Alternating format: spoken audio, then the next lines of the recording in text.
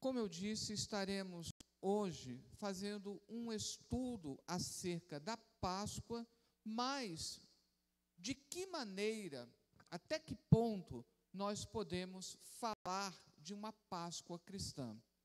Porque quando nós estudamos o Antigo Testamento, lendo Êxodo capítulo 12, é uma Páscoa, uma festa dos judeus. Então, aqui no livro de Êxodo, no capítulo 12, nos versículos 27 e 28, nós encontramos assim, versículos 26 e 27. E acontecerá que, quando vossos filhos vos disserem, que culto é este vosso? Então direis, este é o sacrifício da Páscoa ao Senhor, que passou as casas dos filhos de Israel no Egito, quando feriu aos egípcios e livrou as nossas casas. Então o povo inclinou-se e adorou. É uma festa, no hebraico Hag, uma festa ao Senhor, em que os judeus comemoram a libertação do povo de Israel da escravidão. A Páscoa vem do hebraico Pessa, de largo ou pular, no sentido de que aqui está relacionado ao anúncio da última praga, quando Deus passaria, feriria todos os primogênitos do Egito, e a casa em que tivesse o sangue na porta, aquela casa estaria livre desta praga. Então, daí o nome Páscoa, para fazer a casa em que estivesse o sangue. Já no Novo Testamento, isso é lembrado que é uma festa dos João, no capítulo 2,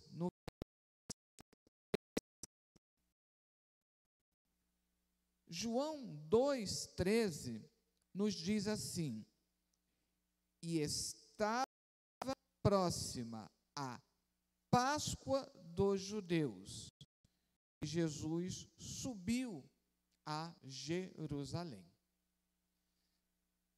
Inclusive, o Evangelho de João menciona essas subidas de Jesus a Jerusalém para comemorar a Páscoa. Essa menção no Evangelho de João que permitiu que a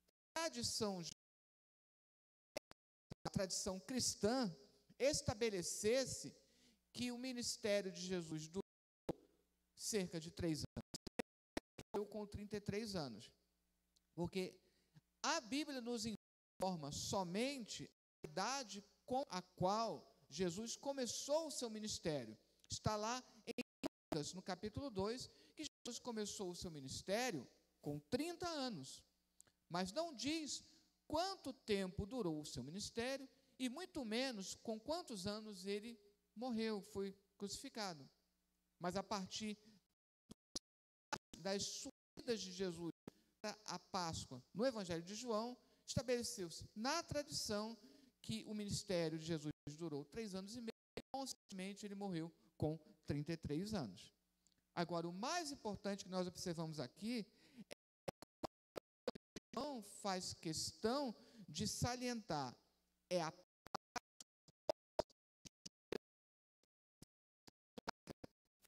e para os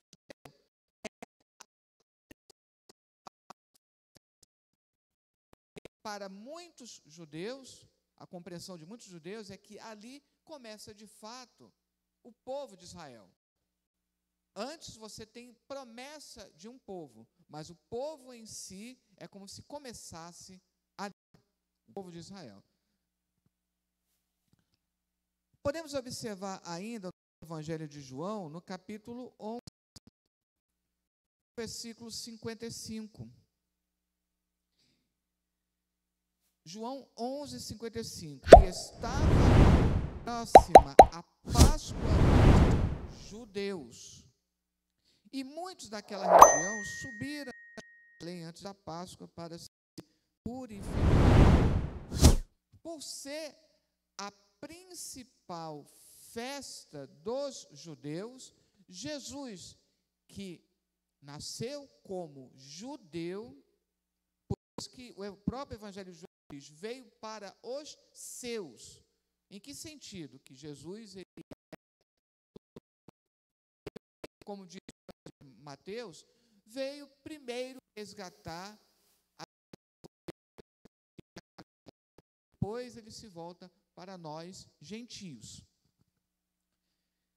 E você vê a família de Jesus celebrando a Páscoa desde cedo. Lucas 2:41. Jesus ainda criança e os seus pais estão celebrando a Páscoa, que era o que o judeu até hoje faz. Lucas 2:41. Olha o que diz. Ora, todos os anos, não era apenas em um ano, todos os anos iam seus pais a Jerusalém à festa da Páscoa. Então, a família de Jesus e o próprio Jesus cumprindo aquilo que o Senhor prescreveu para Israel lá no Antigo Testamento. E qual é a relação da crucificação de Jesus com a Páscoa? Quando nós vamos analisar que Jesus ele foi morto, crucificado, na época da celebração da Páscoa judaica. Então, vamos lá. Mateus 26:18.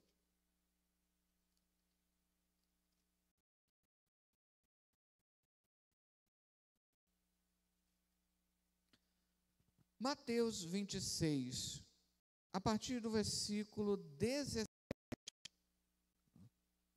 Mateus, no capítulo 26, a partir do versículo 17. O dia da festa dos pães asmos,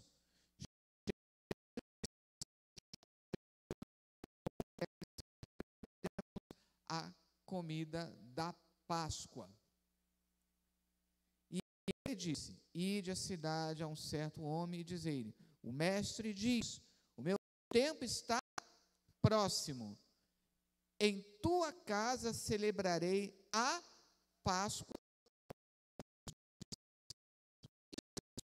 Eles desordenaram e prepararam a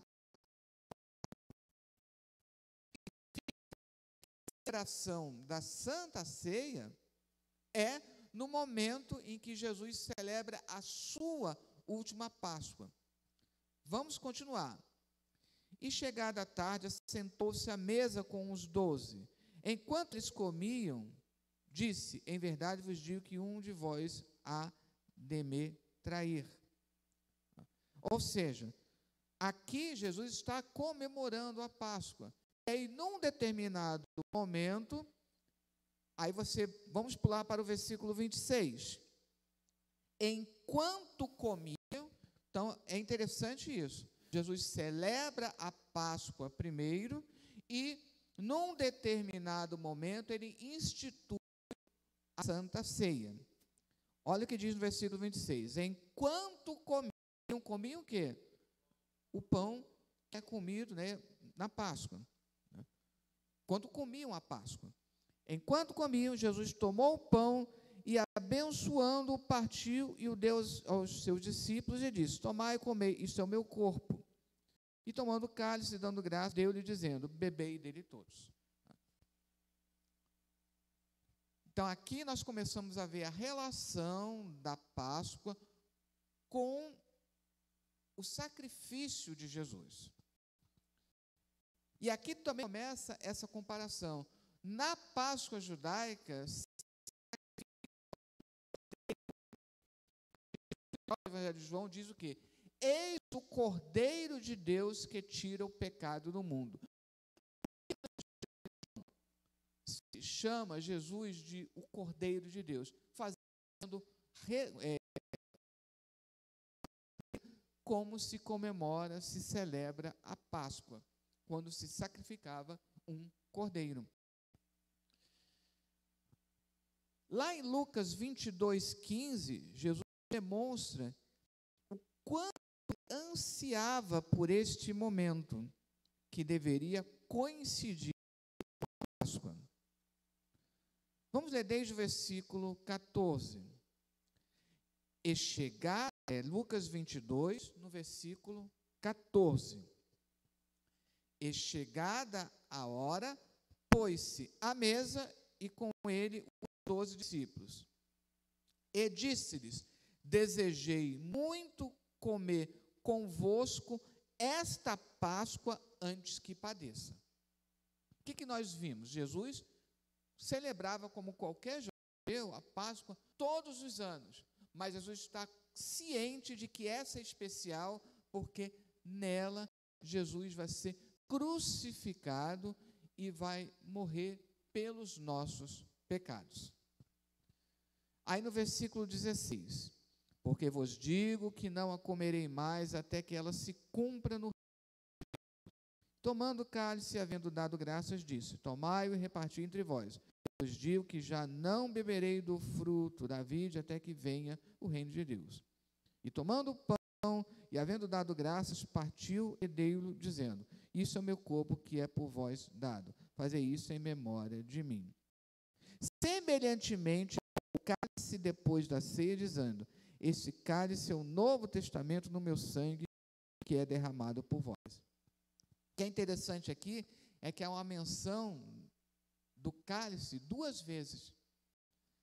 Então, na segunda, está fazendo relação direta com a instituição da ceia. Isso é uma característica própria de Lucas, que faz essa distinção, que faz essa diferenciação. Jesus, então, ele foi crucificado na época da Páscoa. João 19, 4.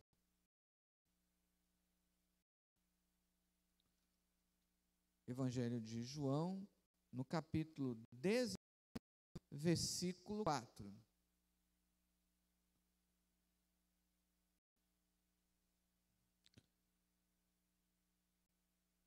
Então Pilatos saiu outra vez fora e disse-lhes: eis aqui vô-lo trago fora, para que saibais que não acho nele crime algum.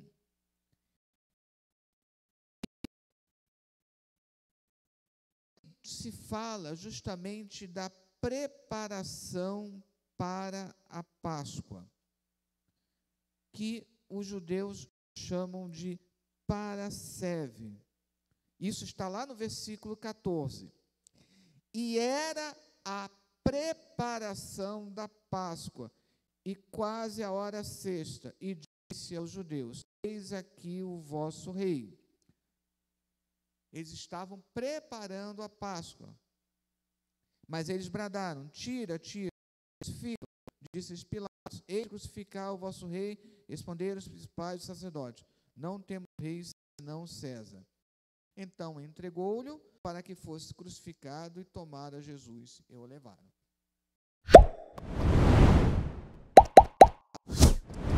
Mais exato, porque aqui fala da...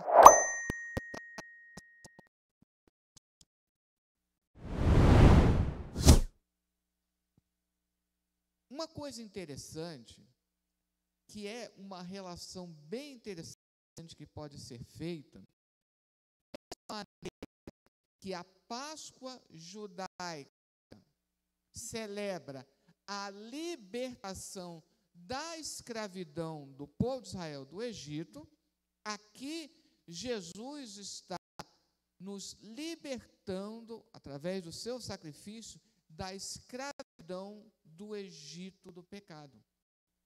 Nesse ponto, poderíamos falar sem problemas de uma Páscoa cristã. Só que aí vem um outro detalhe.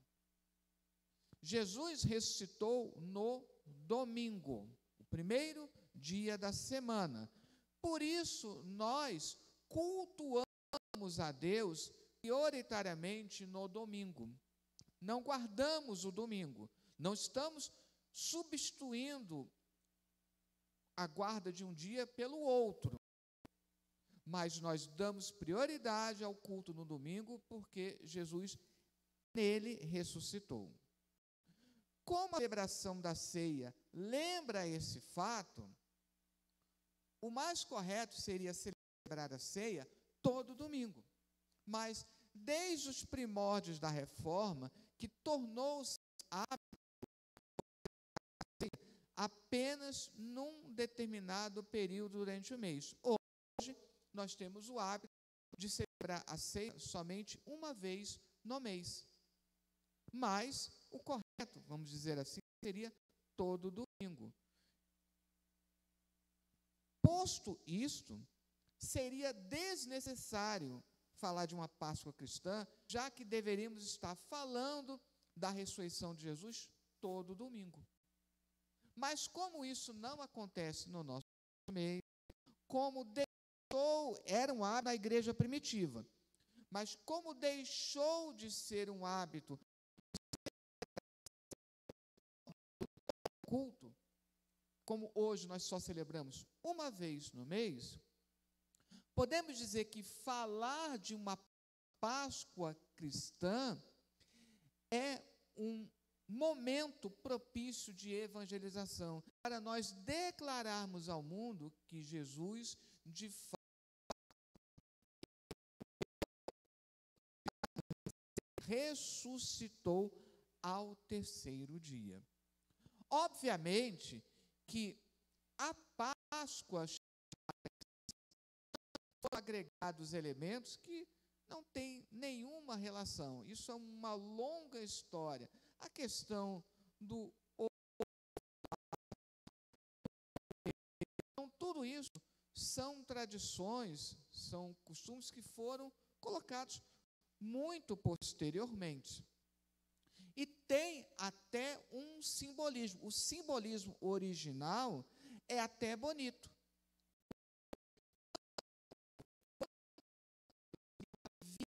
A vida que é dada por Cristo. Só que isso se perdeu muito tempo depois,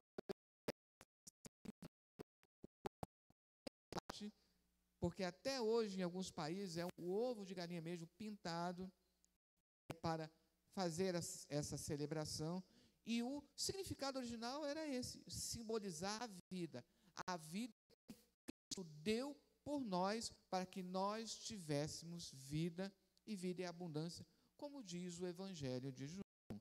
Mas, infelizmente, esse simbolismo original de costume, que não está na Bíblia, mas um costume que foi feito para lembrar disso, acabou se perdendo ao longo do tempo. Então, diante disso, nós poderíamos falar de uma Páscoa cristã. Da mesma forma que no Natal não devemos esquecer do aniversariante, mesma coisa. Na Páscoa, não devemos esquecer que a Páscoa faz alusão ao sacrifício que Jesus fez por cada um de nós, por toda a humanidade. E há aí uma citação bem interessante em 1 Coríntios, no capítulo 5. Só que essa citação, ela só é compreensível se você analisar pelo... Olha o que Paulo está dizendo aqui, em 1 Coríntios, no capítulo 5, versículo 7. Eu vou ler naturalmente na Almeida Corrigida, mas depois eu vou citar como está o texto grego, para compreender. Alimpai-vos, pois, do fermento velho, para que sejais uma nova massa, Porque Cristo, nossa Páscoa, foi sacrificado por nós. O que o apóstolo Paulo está se referindo? Quando vamos, estabelece que não poderia ser judeus. Tanto é que até hoje, isso é um costume dos judeus, na véspera da Páscoa, eles têm que limpar e tirar todo e qualquer fermento.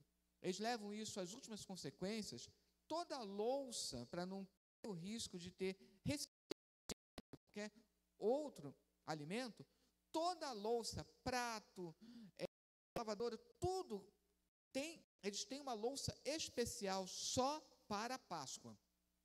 Então, eles têm esse hábito. Na véspera, eles encaixotam toda a louça do uso cotidiano e tiram, que estava guardado, uma louça só para a Páscoa. E tiram tudo aquilo que tem fermento. É isso que o apóstolo Paulo está se referindo, a esse hábito judaico. Aí diz, porque Cristo, nossa Páscoa. Aqui é o sacrifício da Páscoa. Ou seja, o que o apóstolo Paulo está dizendo? O sacrifício da Páscoa é o cordeiro que foi imolado por nós. Por isso, quando nós estudamos lá na Páscoa judaica acerca do cordeiro que deveria ser sacrificado, ele aponta, ele é um simbolismo de Jesus Cristo. E por isso por isso João Batista diz que Jesus é o Cordeiro de Deus que tira o pecado do mundo.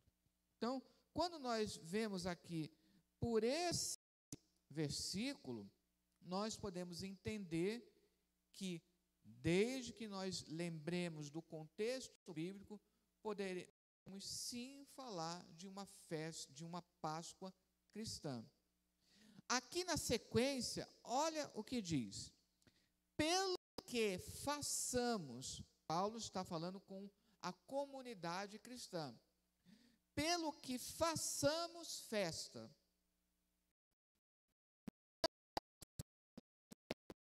nem com o fermento da maldade e da malícia, mas com os asmos da sinceridade e da verdade.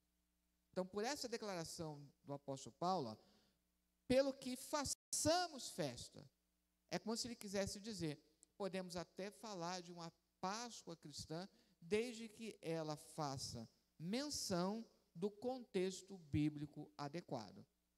Por isso, tornou-se hábito, dentro do cristianismo, se celebrar a Páscoa cristã. E é por isso que o calendário da Páscoa, ele é móvel.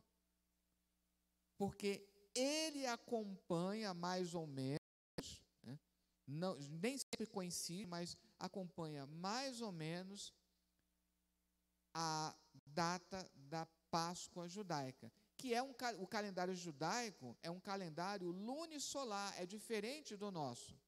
Então, quando você compara com o nosso calendário, nunca bate. E o carnaval precisa ser celebrado antes. A quaresma tem que ser 40 domingo de Ramos, e a partir disso aqui marca o carnaval. Por isso que as duas festas são móveis. Em que sentido? Por isso que em cada ano cai numa data diferente. Amém?